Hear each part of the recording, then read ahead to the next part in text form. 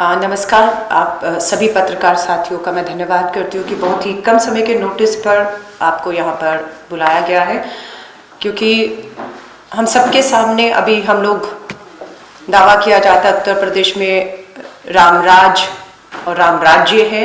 हम हाथरस की घटना से, गैंगरेप से, वारदात से उभर भी नहीं पाए थे। आज एक और घटना उत्तर प्रदेश के बदायूं के जिले से आई है हम सबके सामने। ये घटना 3 जनवरी रविवार के दिन की है, लेकिन आज 6 तारीख को हम सब तक ये जानकारी पहुंची कि बदायूं में एक 50 वर्षीय महिला जो मंदिर में पूजा करने के लिए गई थी, वहां पर मंदिर के पुजारी और उनके दोस्त और साथियों के साथ इस हमारी आंगनवाड़ी सहायिका के साथ गैंगरेप, सामूहिक बलात्कार ही नहीं किया गया, बल्कि उसकी निर्मम हत्या भी कर दी गई। इस 50 वर्षीय महिला का जो शव है वो कुएं में पाया जाता है और कोशिश पुलिस प्रशासन की रही कि इसे एक आत्महत्या का मामला बता के रफा दफा कर दिया जाए। परिवार, पीड़िता के परिवार का आरोप है कि वो थाने गए, लेकिन थाने में जो अधिकारी पुलिस के थे उन्होंने इस पूरी घटना को गंभीरता से नहीं लिया। समय पर घटनास्थल पर पहुंचना चाहिए था, सबूत एकत्रित करने चाहिए थे, लेकिन उसमें देरी हुई, जिसका फायदा उठाकर जो मेन आरोपी है उस मंदिर में वो अभी तक फरार है।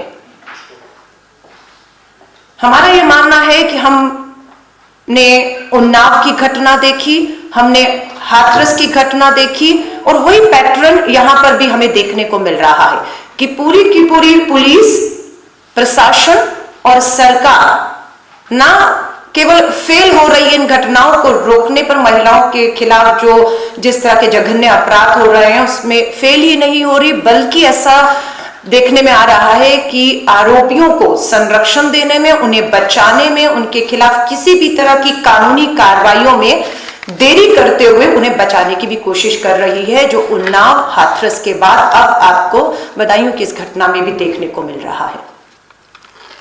हमारा ये कहना है, ये अपने आप में बेहद गंभीर मामला है। उत्तर प्रदेश की योगी आदित्यनाथ सरकार बिल्कुल भी महिलाओं के साथ हो रहे जघन्य अपराधों को लेकर गंभीर नहीं है, क्योंकि लगातार ये अपराध बढ़ रहे हैं। अपराधियों में किसी भी तरह का खौफ और डर हमें देखने को नहीं मिल रहा है, वरना हाथरस की घटना बहुत पुरानी अभी नहीं है।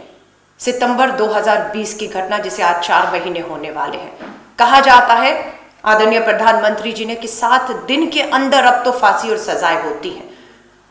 उन्नाव का मामला हो, हाथरस का आरोपी हो, अभी भी हमारे बीच में जिंदा हैं। और अब इस घटना के बाद भी हमें लगता है कि बिल्कुल जांच होनी चाहिए। जो मेन आरोपी अभी तक नहीं पकड़ा गया, उसके ना पकड़े जाने के पीछे कौन लोग हैं। क्या उन्नाव और हाथरस की घटना की तरह बदायूं में भी भाजपा के नेता इन आरोपियों को बचाने का प्रयास कर रहे हैं?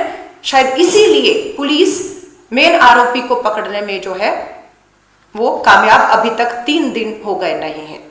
परिवार का आरोप है कि घटनास्थल पर पुलिस समय पर नहीं पहुंची। पीड़िता के परिवार का, जो हमारे बीच में अब नहीं है, उनके परिवार ने कहा कि एफआईआर करने में देरी की गई। एफआईआर में आत्महत्या दिखाने की कोशिश, दबाव बनाया गया कि आत्महत्या बताया जाए। पोस्टमार्टम करने में 48 घंटे की देरी की गई और 48 घंटे के पोस्टमार्टम की रिपोर्ट जब आती है सामने, तो इस बात का खुलासा होता है कि पीड़िता के साथ सामूहिक बलात्कार ही नहीं हुआ, बल्कि उसकी निर्मम हत्या भी। कहते हुए हिम्मत जुटानी पड़ रही है कि उसके निजी पार्ट्स में रॉड्स घुसाई गई, उसकी पसलियां, उसकी टांगे तोड़ दी गई, उसे बिल्कुल मोहताज कर दिया गया और उसे कुएं के अंदर फेंक दिया गया। पुलिस कोशिश करती रही कि इस मामले को दबा दिया जाए, लेकिन सच्चाई छुपती नहीं है आज हम सबके सामने। और हम मांग करते हैं कि आज तीसरा दिन है, तो जल्द से जल्द अगले 24 घंटे के अंदर जो मुख्य आरोपी है उसकी गिरफ्तारी की जाए। फास्ट ट्रैक कोर्ट के अंदर केस मुकदमा चलाते हुए जो आरोपी हैं उन्हें फांसी के तख्तों पर पहुंचाया जाए। ये पूरी की पूरी जो जांच है इस मामले की वो हाई कोर्ट के सिटिंग जज के अधीन करवाई जाए। पीड़िता के परिवार को कानूनी मदद के साथ कांग्रेस की मांग है कि 50 लाख रुपए आर्थिक मदद तुरंत पहुंचाई जाए। उम्मीद और भी इस उत्तर प्रदेश राज्य से बढ़ जाती है जब पता चलता है कि वहां की राज्यपाल खुद एक महिला है। मुझे नहीं मालूम उनका बयान अभी तक क्यों नहीं आया, जबकि वो एक महिला राज्यपाल और एक के बाद महिलाओं के साथ जघन्य अपराधों में कमी आने की बजाय इसमें बढ़ोतरी हो रही है। हमारे देश की महिला बाल विकास मंत्री स्मृति ईरानी जी भी इसी राज्य उत्तर प्रदेश से आती हैं। हाथरस के मामले में खामोश रही, उन्नाव के मामले में वो खामोश रही। अब उम्मीद करते हैं कि बदाऊं के इस गैंग रेप और हत्या के मामले में वो खामोश नहीं रहेंगी और अगर नव वर्ष की अपनी छुट्टियां मनाकर अपने परिवार के साथ वो वापस लौट आई, उन्हें फुर्सत मिल गई हो, तो बिना समय गवाए बदायूं की इस पीड़िता के परिवार को जाकर मिले, उन्हें यकीन और विश्वास दिलाएं कि पुलिस, उत्तर प्रदेश की प्रशासन और योगी सरकार जिस तरह से उन्नाव और हाथरस में आरोपियों को बचाने की कोशिश करती रही, वो कोशिश अब हमें कम से कम बदायूं के इस मामले में देखने को नहीं मिलेगी। हम उनसे उम्मीद करते हैं। मालूम है स्मृति ईरानी जी के लिए बंगाल और असम के चुनावों में जाना, वहां पर प्रेस वार्ता करना, मुखर होना उनकी प्राथमिकताओं में है, लेकिन देश की महिला विकास मंत्री होने के नाते हम भी उम्मीद करते हैं कि आप अपनी प्राथमिकताओं में देश नहीं तो कम से कम अपने ही उत्तर प्रदेश जहां पर आपकी भाजपा की सरकार है, वहां को आप प्राथमिकताओं पर रखते हुए वहां की महिलाओं को आप न्याय और सुरक्षा दे पाए। ये सब बात कहते हुए आज बहुत ही दुख और पीड़ा हो रही है कि कतई भी संवेदनशीलता और गंभीरता हमें उत्तर प्रदेश की भाजपा योगी आदित्यनाथ सरकार में देखने को बिल्कुल भी नहीं मिल रही है।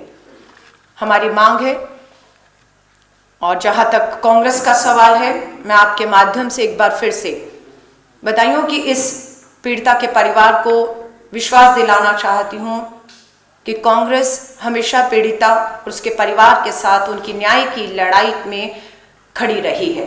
इस मामले में भी कांग्रेस अपनी नज़र बनाए रखेगी। किसी भी तरह का अन्याय या न्याय में देरी कांग्रेस बर्दाश्त नहीं करेगी। उसके लिए हमें सड़कों पर एक बार फिर से हाथरस की तरह उतरना पड़ेगा तो हम उतरेंगे, लेकिन हम कतई भी उत्तर प्रदेश की योगी सरकार को एक बार फिर से आरोपियों के साथ उनके समर्थन में उनको बचाते हुए हम कतई भी बर्दाश्त नहीं करेंगे। देखिए, जहाँ तक पार्टी का सवाल है, पार्टी का बिल्कुल विश्वास और मानना है कि चाहे स्वतंत्रता दिवस हो या गणतंत्र दिवस हो, दोनों हमारे लोकतांत्रिक और संवैधानिक त्योहार हैं, जिसे बिल्कुल खासतौर से ऐसे समय पर जब आप देख रहे हो कि लोकतंत्र के अंदर संविधान और संवैधानिक संस्थाओं को जिस तरह से लगातार हमले करके उन्हें कमजोर करने की कोशिश की जा रही है, ऐसे समय में कांग्रेस महसूस करती है कि इस तरह के त्योहारों को और बढ़ चढ़कर मनाते हुए, इस पे विश्वास जताते हुए हमें ये सुनिश्चित और एक शपथ लेनी है कि हम कतई भी अपने संविधान और संवैधानिक संस्थाओं को कमज़ोर नहीं होने देंगे। और मुझे लगता है इन हमारे जो लोकतांत्रिक त्योहारों के माध्यम से ही हम अपनी जो इन वचनबद्धता है, मैं कहूँ, या इनके प्रति हमारी आस्था विश्वास है, उसे हम मजबूत करने का काम करते हैं। तो कांग्रेस का ये मानना है कि बिल्कुल इसे होना चाहिए, और ताकि हम अपनी वचनबद्धता, अपनी शपथ, अपने संविधान के संस्थाओं के प्रति जो है वो जता पाएं। धन्यवाद।